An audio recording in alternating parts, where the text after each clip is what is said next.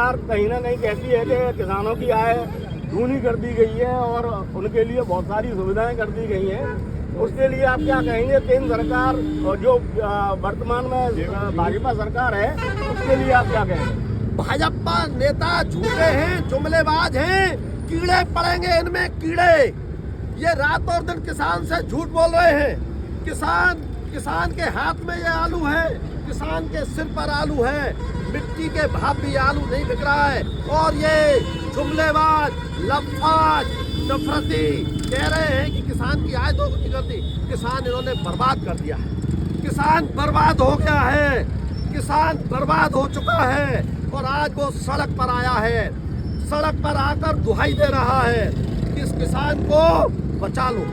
किसान ये दुहाई देने के लिए आया है।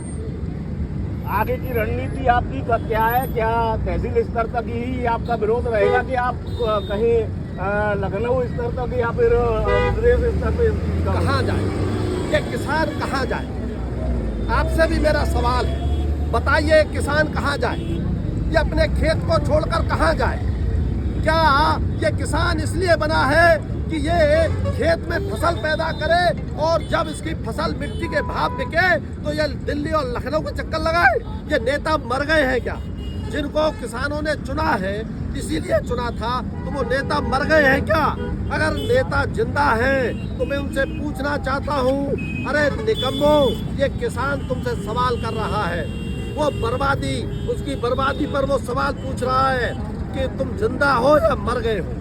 तुम्हारे मुंह पर टेप क्यों लगा हुआ है? क्या क्षेत्रीय विधायक और सांसदों के घरों का घेराव किया जाएगा? मैं तो ये कहना चाहता हूँ कि क्षेत्रीय विधायक और सांसद दोनों निकम्मे हैं। आज उनके मुंह पर टेप लगा है, टेप। जब किसान रो रहा है, किसान बर्बाद हो रहा है, तो उनके मुंह पर टेप है। वो बोलने के लिए तैयार नहीं है। नकली किसान ऐसी है।